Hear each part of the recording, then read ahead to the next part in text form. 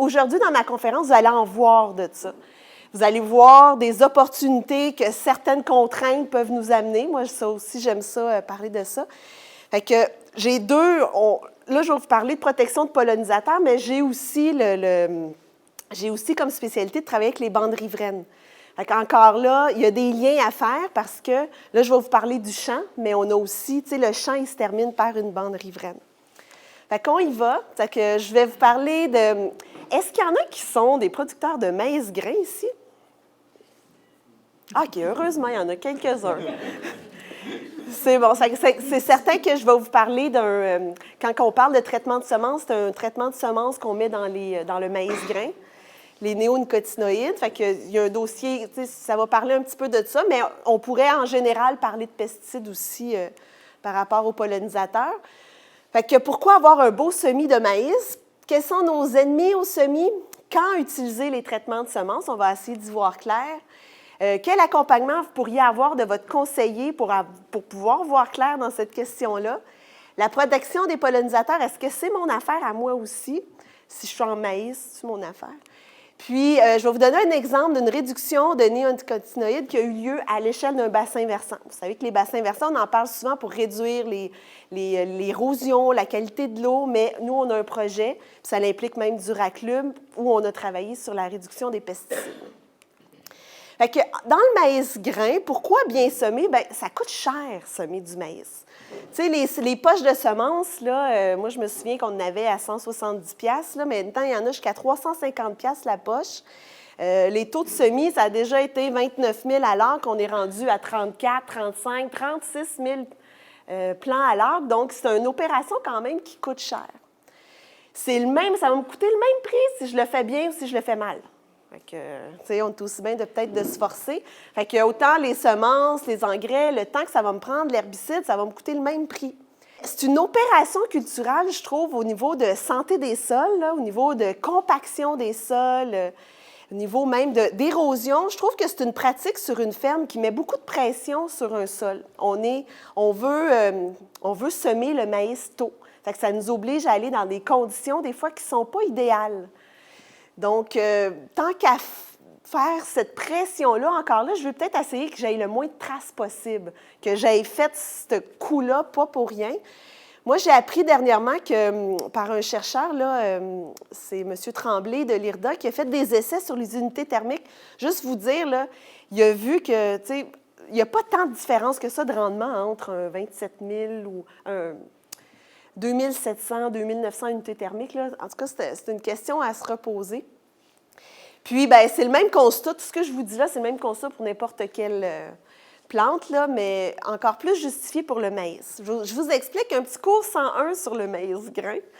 Le maïs grain, c'est une fécondation croisée.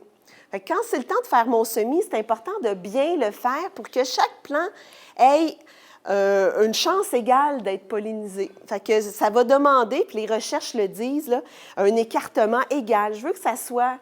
On aime ça égal en agriculture, mais dans le maïs grain, c'est justifié. Puis, je veux qu'il soit placé, c'est ça, je veux avoir le semoir idéal pour pouvoir bien faire cette opération-là.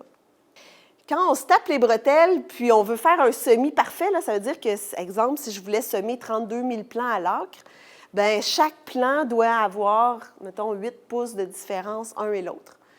Si je fais tout ça comme ça, j'ai comme un écart type de 0. C'est un petit jargon de statistique, là, mais je veux vous amener à dire qu'on pourrait se péter les bretelles et dire, moi, en moyenne, là, mon maïs, il est égal. Il y a tout 8 pouces de différence entre chacun.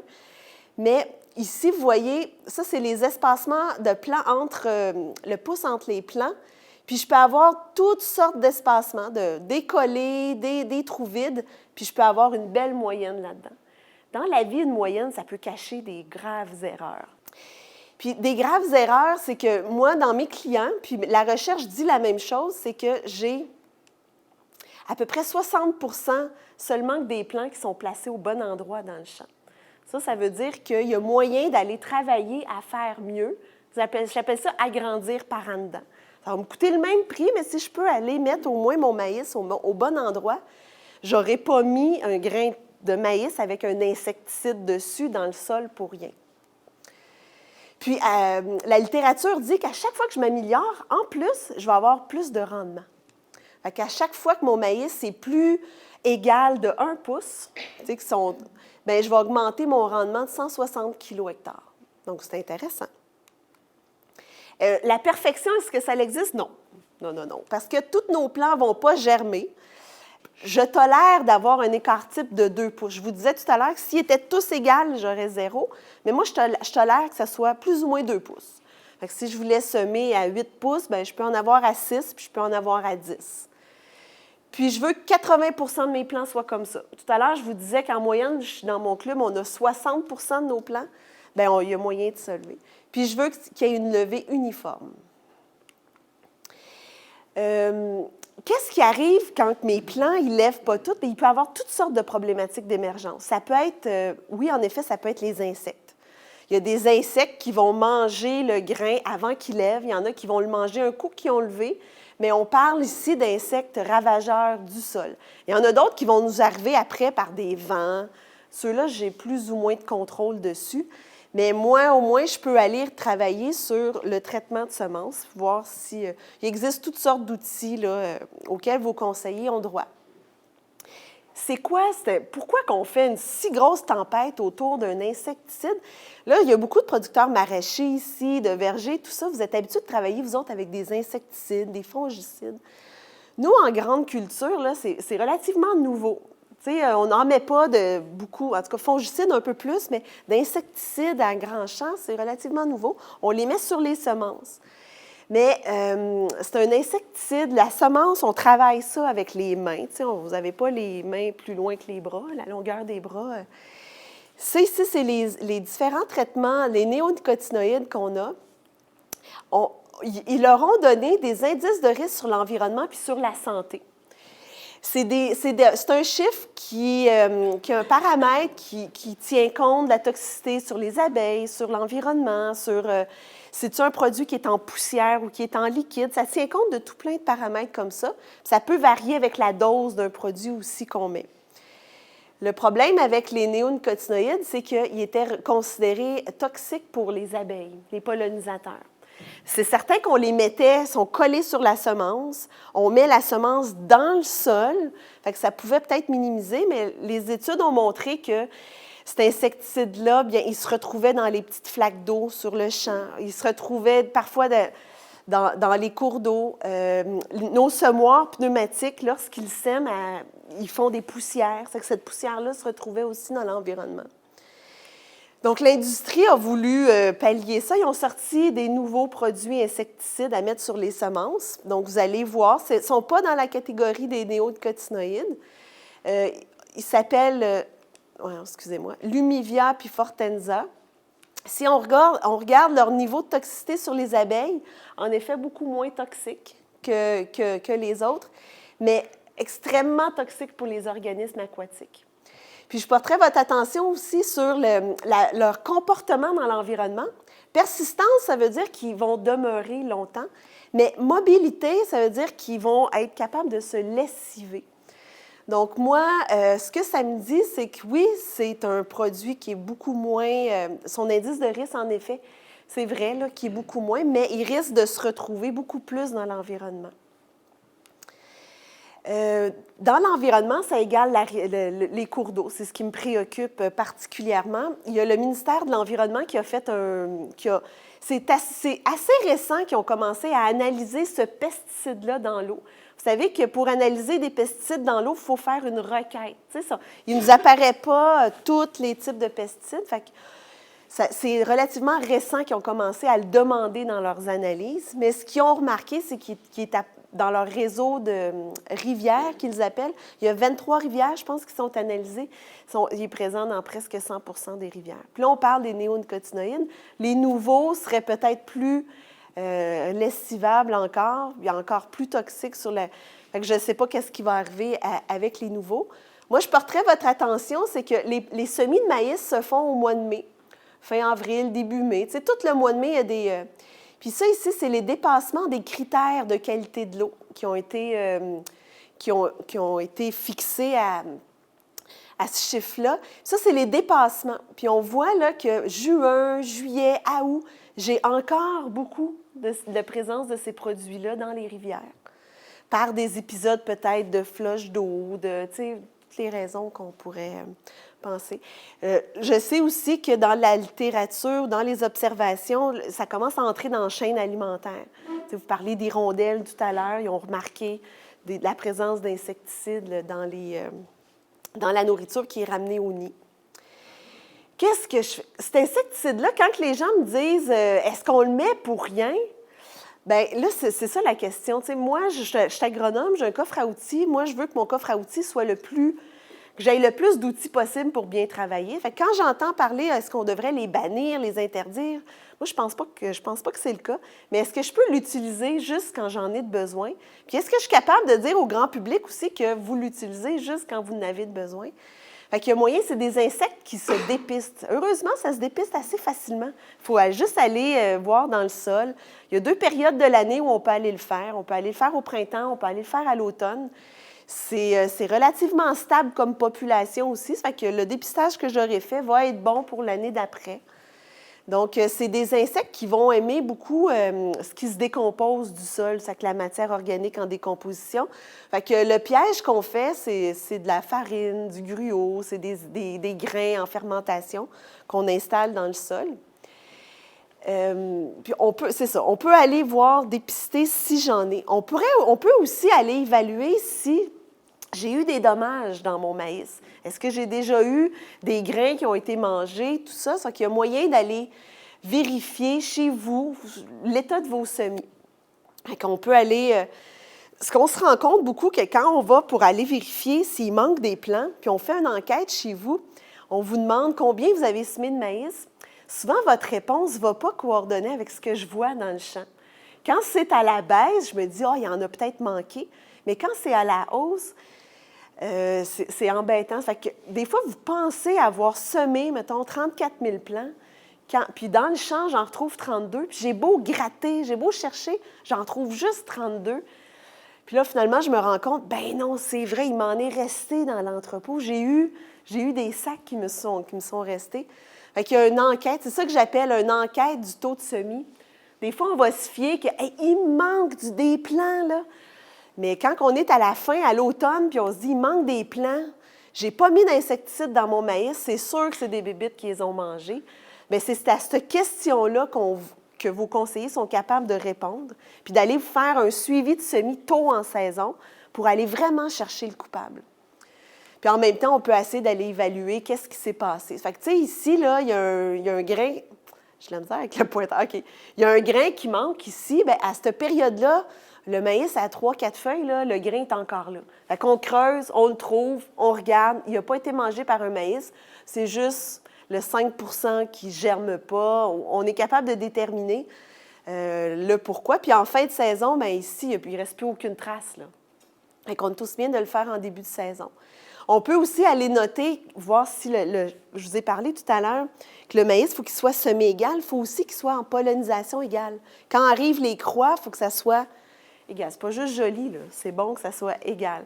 Fait qu'on va s'assurer de ça aussi, que le champ soit entré égal. Puis un champ qui lève égal, mais ça peut être juste dû à une bonne préparation de sol. On a semé dans des bonnes conditions. Fait que des fois, de ne pas se presser au printemps, ça peut être gagnant pour ça. On va aller vérifier aussi si votre semoir il a été semé à une bonne profondeur. Ça aussi, on peut avoir des surprises. Il y a encore des agriculteurs qui ne débarquent pas de leur tracteur, puis qui roulent, puis des fois, les roues se gomment, puis le tracteur monte, il devient moins... Donc, c'est ça. On va noter toutes les problématiques d'émergence dans les champs. Je vais vous parler le Sérum, qui est un centre de recherche qui a fait une énorme recherche, ils sont à train de publier sur est-ce qu'on devrait mettre ou pas des traitements de semences. Ils ont vérifié au niveau des rendements, est-ce que ça fait une différence. Puis ils ont aussi vérifié les semis qu'on fait dans ces champs-là. Ça fait qu'il y avait des semis traités avec des traitements de semences, puis des semis non traités.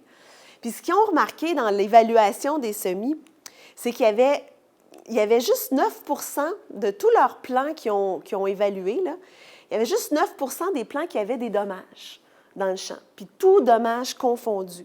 Puis dans ces dommages-là, ce qu'ils ont remarqué, c'est qu'il y en avait 56 % que c'était des problèmes liés aux semis, au froid, au type de sol, à tout plein d'autres coupables que notre fameux insecte pour lequel on met un traitement de semences dessus. En fait, il y avait 6 des cas qui avaient des ravageurs de semis. En effet, puis dans ces 6 %-là, il y en avait 0,5 que c'était lié au ver fil de fer, qui est le principal ennemi qui est visé par les traitements de semences.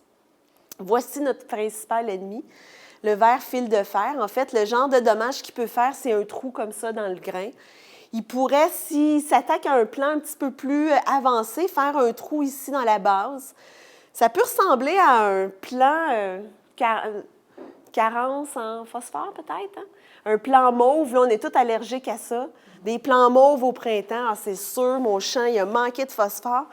En plus, ma conseillère, elle m'avait dit de ne pas mettre de phosphore. Fait que c'est sûr que c'est le phosphore, le problème. Ben non, ça peut être tout simplement un mauvais enracinement dû à un insecte qui a fait un trou et qui n'a pas permis que les racines s'installent convenablement. Ce qu'on a comme seuil d'intervention, puis tout ce qui nous arrive de données sur cet insecte-là, nous arrive des États-Unis. Ce qu'on se rend compte, c'est qu'aux États-Unis, ils n'ont pas nécessairement les mêmes insectes que nous. En tout cas, dans la catégorie ver, fil de fer, ils n'ont pas le même que nous. C'est ce que les études ont permis de faire, là. Puis quand je dis études, puis le sérum, je pense bien que vos conseillers y participent aussi, mais on a un réseau d'avertissement phytosanitaire. On prend des données au champ un peu partout au Québec pour fournir une grande banque de données provinciales. Puis vous voyez, le grand colosse ici, c'est celui-là qu'on retrouve surtout aux États-Unis. Nous, c'est celui-ci. Fait que 73 des vers fil de fer qu'on trouve ici, c'est de cette espèce-là. C'est une espèce qui vit moins longtemps, puis vous voyez sa grosseur, là, qui fait beaucoup moins de dommages qu'avant. Ce que ça a donné comme résultat d'études, c'est que anciennement, on avait un seuil d'intervention. Je pense que tout le monde sait c'est quoi un seuil d'intervention. Ça fait que je dépiste. Puis si je trouve que j'ai un ver fil de fer par piège, bien là, ça justifie de traiter.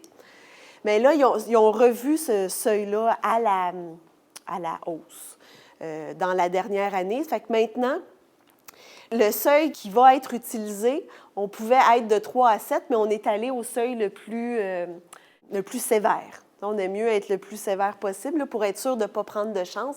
Donc, ça va devenir 3 vers fil de fer par piège. Qu'est-ce qui influence la présence? Moi, là, écoute, mon conseiller n'est pas venu chez nous. J'ai pas. Là, le représentant arrive à me vendre des poches de semences. Comment je vais faire pour décider si j'en ai besoin ou pas? Mais encore là, l'énorme banque de données que le sérum a fait a permis d'aller chercher des critères un peu qui vous mettent à risque d'avoir une infestation chez vous. Fait que l'historique d'infestation, c'est sûr que si votre père avait l'habitude d'acheter la petite poudre que vous mettiez vous-même dans le maïs parce que les retours de foin, il remarquait toujours qu'il y avait des problèmes, ça, on appelle ça une historique d'infestation. Il y a des champs qu'il y en a depuis longtemps, puis ça, c'est certain qu'on ne prendra pas de chance. La région, ils ont remarqué que Chaudière-Appalaches, Lanaudière, ils sont plus à risque. Le couvert de neige, peut-être, les températures, mais il y a des régions qui sont plus à risque. La Montérégie, on n'est pas dans ces régions-là. La texture de sol, c'est un insecte qui reste dans le sol durant l'année. Durant l'été, il va aller plus profondément parce qu'il fait trop chaud, puis il va revenir au printemps ou à l'automne à la surface. Il aime se promener. C'est sûr que dans une grosse argile Sainte-Rosalie, il ne se promènera pas. Vous ne l'aurez pas. Fait que texture de sol sablonneux, une terre noire, serait plus à risque. Le précédent culturel, c'est sûr que si c'est des plants, c'est des insectes qui adorent les graminées. Fait que si j'ai un retour de soya, peut-être moins de chance, mais si j'ai un retour de vieilles prairies, de chiens-dents, je suis peut-être un peu plus à risque. L'élévation, ils ont remarqué une corrélation, le taux de matière organique. Je vous disais tout à l'heure, notamment dans les terres noires, on en remarque un peu plus. Puis le travail de sol. Fait que tout ça va amener à un arbre décisionnel. C'est un projet qui est en cours, financé par le ministère de l'Agriculture, puis qui va venir à bout là, prochainement, justement pour être capable de dire si le ministère de l'Environnement fait ce qu'il veut faire, c'est-à-dire de réglementer les pesticides qui sont le plus à risque pour l'environnement ou pour la santé, Il veut réglementer les néonicotinoïdes. Il veut réglementer notamment aussi l'atrazine. Puis il y a un autre insecticide qui est utilisé plus en maraîcher, je crois. Mais ces produits-là, pour pouvoir vous les procurer, vous allez devoir avoir une recommandation agronomique. Fait que pour être capable de justifier que j'ai besoin de cet insecticide-là, il va falloir que votre conseiller soit outillé, soit qu'il ait dépisté, ou soit qu'on passe à travers une espèce d'arbre décisionnel pour dire, bien, moi, je suis à risque là, qu'on va aller l'acheter. Demain matin, ça arrive. Pour l'instant, vos semences, de base, ils viennent avec des insecticides. Fait que c'est sur commande spéciale que vous devez commander des semences non traitées. Ça devrait être le contraire. Ça devrait être sur commande spéciale, je me commande avec des insecticides. Mais notre réseau de fourniture en ce moment n'est pas comme ça. Mais chaque compagnie privée, même depuis, moi, ça fait 3 ans que je travaille au moins ardument dans ce domaine-là. Maintenant, il y a des listes d'hybrides de maïs qui vous offrent avec ou sans traitement de semences. Il y a même, moi récemment, j'ai eu un semencier qui est venu me porter son catalogue de semences chez nous. Je dis, il commence à avoir un gain économique, un avantage économique à avoir, à offrir des semences non traitées. Fait qu'il y a d'autres insectes aussi, là, quand on décide de mettre cet insecticide-là, les hannetons blancs pourraient être aussi traités, puis la mouche des semis. Il y a d'autres insectes qui vont nous faire des dommages, mais qui ne sont pas nécessairement couverts par l'étiquette là, des traitements de semences, comme le ver gris-noir, la punaise brune. Tu sais, ça donne, quand on se met le nez dans les semis, c'était un peu le titre de ma conférence, on voit toutes sortes d'affaires qui peuvent être, tu sais, des trous sur des feuilles, tout ça, c'est fait par cette punaise-ci. Puis ça m'amène à vous amener que ça, c'est des sillons de maïs faits dans un semis trop tôt au printemps, des sillons qui ne se referment pas parce que le sol était trop humide.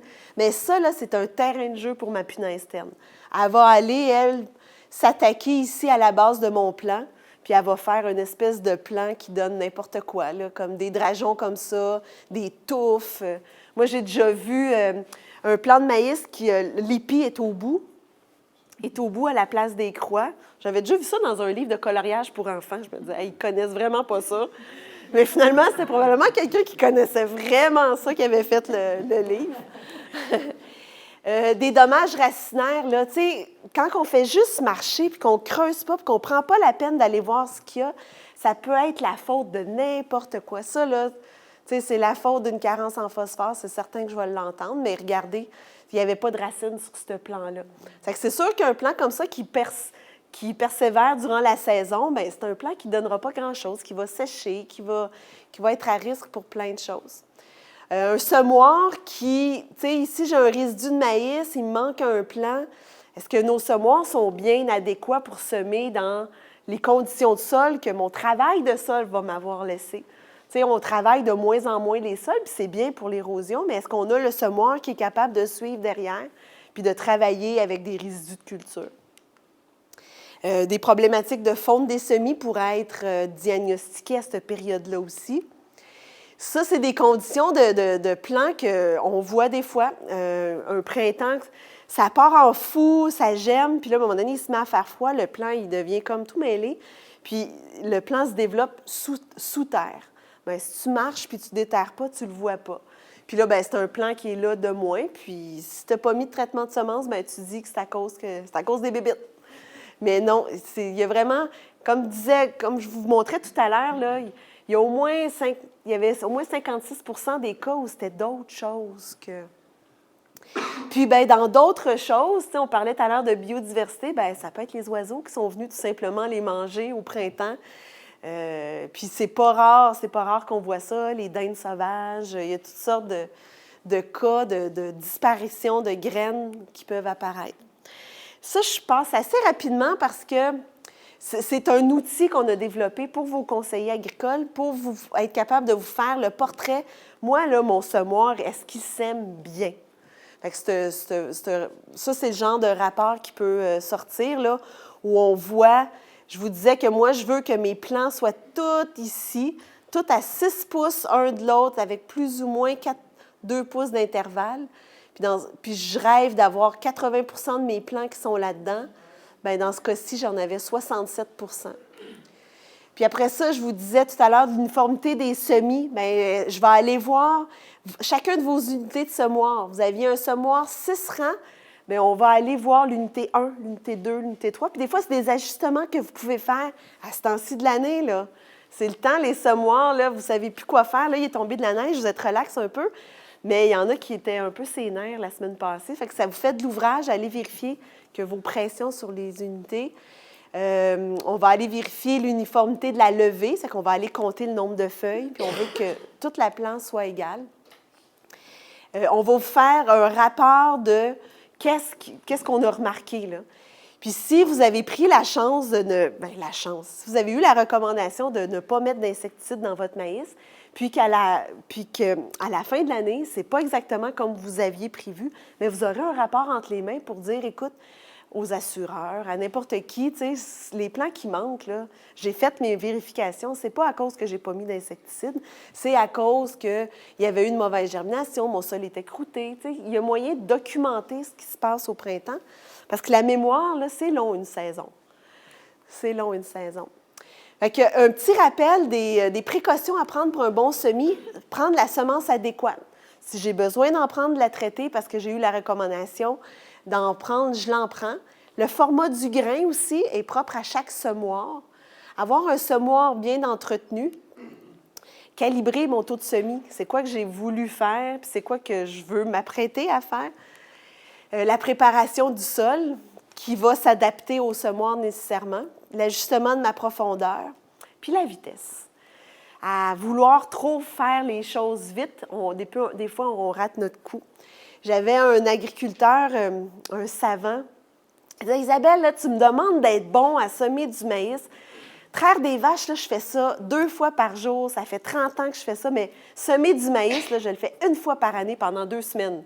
C'est tout. » Fait que ça se passe vite, tout ça, il faut prendre le temps. Puis, il me disait aussi que, tu sais, mordre la poussière, là, c'est-à-dire faire une erreur au printemps, là, tu vas avoir le dommage de ça toute l'année. Fait que c'est comme une période que c'est important de bien faire les choses. Là, biodiversité, traitement de semences, protection des pollinisateurs, j'y arrive. Donc, quand que je parle de réduire les pesticides, oui, c'est une façon de protéger les pollinisateurs, mais c'est peut-être pas le seul qu'on a. Puis ça, j'aime ça qu'on se le rappelle, puis qu'on rappelle aussi aux gens qui nous regardent des fois, puis qu'on est juste les méchants agriculteurs qui mettent des pesticides. Bien non, il y a d'autres choses que je fais sur ma ferme qui sont aussi bons pour protéger les pollinisateurs. Dont notamment, bon, c'est ça, je vous parlais tout à l'heure de réduire les pesticides. C'est sûr que d'utiliser juste quand j'en ai besoin, c'est un principe de base. Diversifier mes cultures. Les pollinisateurs, c'est comme nous dans le temps quand on mangeait juste des patates. Mais tu sais, on vivait jusqu'à 70 ans. Maintenant, on a une nourriture beaucoup plus diversifiée. Notre espérance de vie est devenue à 90, 95 ans. Mais c'est la même chose pour les abeilles. Tu sais, il y a beaucoup moins de diversification de culture. On a la chance, peut-être avec les bandes riveraines, les haies brise-vent, avec les aménagements qu'on fait, de ramener un petit peu de diversité, là. C'est ça qui est intéressant. Des fois, si on a le choix entre 2 cultures, il y en a qui vont me dire, bien, écoute, le sarrasin, le pois, tu sais, prendre des plantes qui sont plus mellifères, ça serait intéressant dans une rotation ou dans un engrais vert. La gestion de l'eau de surface, tu sais, je vous disais tout à l'heure qu'ils retrouvent des résidus de pesticides dans les flaques d'eau. Tu sais, des fois, après une pluie au printemps, il est resté une flaque d'eau.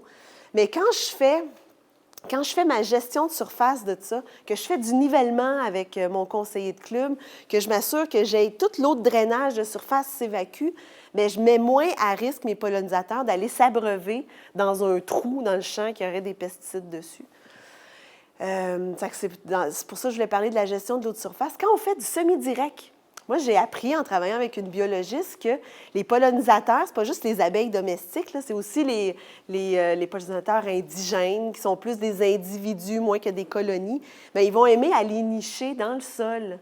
Fait qu'un producteur qui est en semi-direct, moi, dans ma tête, il fait sa part. Il fait sa part pour, justement, permettre qu'il y ait des pollinisateurs qui nichent dans le sol. Des nichoirs, tout à l'heure, il y avait une question, qu'est-ce qu'on devrait faire avec le phragmite? Je pense que c'est... on pourrait... les pollinisateurs, oui, vont aimer nicher au sol, mais ils vont aimer aussi aller nicher dans des cavités. Fait que, on pourrait peut-être aller bonifier certains aménagements qu'on fait en bande riveraine, tout ça en ajoutant des nichoirs à pollinisateurs. Ils vont nicher qu'une seule fois dans un seul trou. Fait que c'est nécessairement, ça demande de l'entretien, ces choses-là, c'est un peu périssable. Voyons, excusez-moi, tu sais, des bûches, moi je fais faire ça par des étudiants avec des trous dedans qu'on va aller mettre.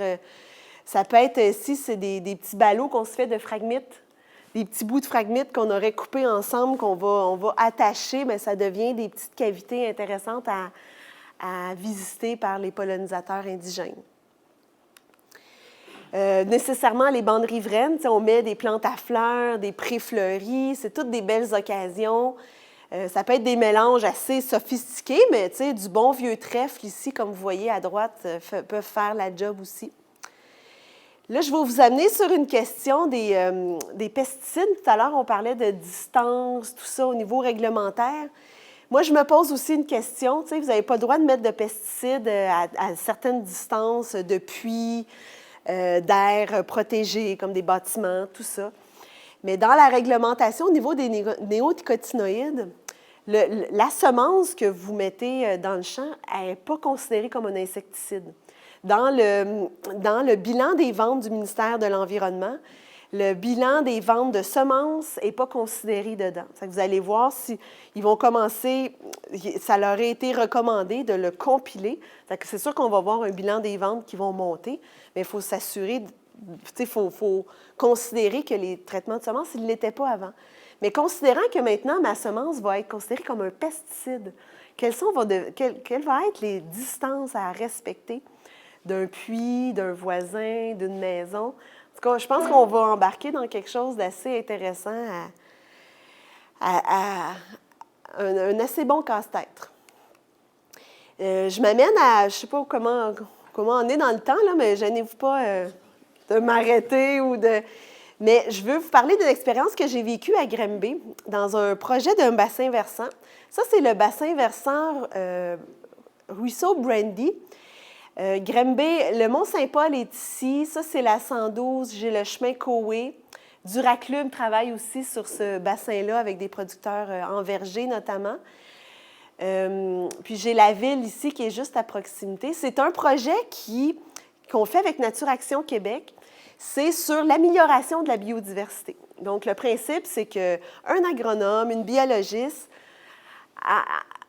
en cachette, on bataille nos idées, à savoir qu'est-ce qu'on propose aux agriculteurs comme aménagement de biodiversité. C'est intéressant tout à l'heure, là, quand on parle de hauteur de fauche, de ne pas faucher certains champs. C'est toutes des choses qu'on a eu à discuter ensemble. Qu'est-ce qu'on propose aux agriculteurs qui serait un bon compromis entre moi, je veux du rendement, je veux mon foin. Dans ce secteur-là, c'est toutes des fermes laitières super productives. Là. C'est du 4 coupes de foin par année. Moi, le fin mai, la première coupe est finie là-bas. Fait que quand j'entends aller prendre une fauche au 15 juillet pour protéger les goglus, c'est intéressant. Là. On a des bonnes discussions, puis c'est super intéressant pour ça. Fait que c'est un projet où on a mis beaucoup de... dans la dernière année, on a 8 km de bandes riveraines, de brise-vent. On en a 4 de prévus l'année prochaine. Donc, sensiblement, là, on fait des îlots boisés, on a mis des prés fleuris. On a travaillé beaucoup sur les pollinisateurs, mais on avait la ville qui nous a appelés aussi, parce qu'on collabore beaucoup avec la ville de Granby. Ils nous utilisent comme... Ils veulent aider au niveau agricole pour développer des programmes, développer de l'aide. Comme nous, il y a une aide financière développée que les aménagements en bande riveraine et brise-vent, c'est subventionné, vous savez, à 70 ou 90 % dans des cas de projets collectifs comme ça. Bien, la ville va payer la balance. Elle va payer le 10 ou le 30 %. Là, après ça, ils nous ont dit, bien, OK, c'est bon, mais là, dans le champ, nous autres, on voudrait travailler sur l'érosion du sol dans le champ. Parce que tu me dis que les bandes riveraines ne font pas toute la job. Je dis, non, ils ne font pas toute la job. C'est qu'ils vont payer aussi, subventionner des engrais verts à mettre dans le champ pour que, justement, on ait le moins possible d'eau contaminée de sol qui se retrouve dans la bande riveraine. Après ça, ils nous ont parlé de pesticides. En ville, ils se sont donné un règlement, réduire les pesticides. En fait, ils les ont interdits. Puis là, ils voulaient avoir la bonne idée de le faire la même chose au niveau agricole. Je dis, bon, là, écoute, vous vous embarquez, si vous voulez mon opinion, vous vous embarquez dans quelque chose d'assez rigoureux à appliquer. Tu sais, les semences, pas d'insecticides, ne sont pas nécessairement facilement accessibles, tout ça. Sauf que ça me donnait une idée. J'ai dit, OK, là, eux autres, ils s'attendent. Je dis, laissez-nous nous organiser, puis on va arriver aux mêmes fins. Ce qu'on veut, c'est qu'il y en ait moins. Fait que c'est ça que vous voulez, bien, on va s'organiser pour que ça soit ça que vous ayez aussi. Fait en travaillant en projet collectif comme ça, à aller dépister les champs, puis s'occuper de faire de la sensibilisation comme ça, bien, on est subventionné à 90$ de l'heure. On coûte 12$ de l'heure, puis on va faire ce travail-là chez ces fermes-là. Ce que ça a fait, c'est qu'en jaune, ça, c'était mes clients l'année passée.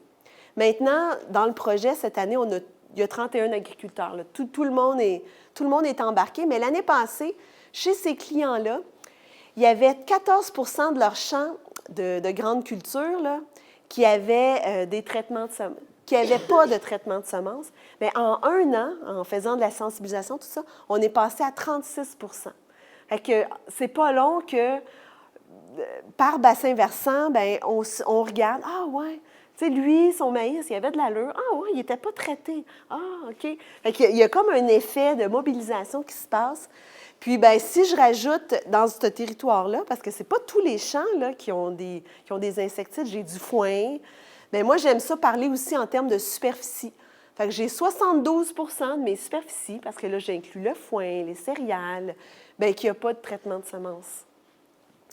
Fait que...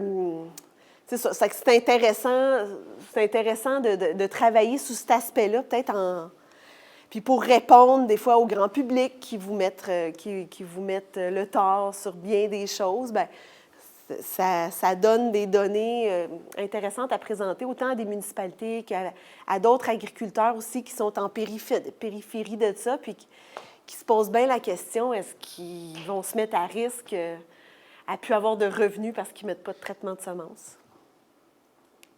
Je pense que ça fait le tour. Ça fait le tour de ce que je voulais vous parler. Fait que, tu sais, on m'avait demandé de parler dans un domaine de biodiversité, les traitements de semences.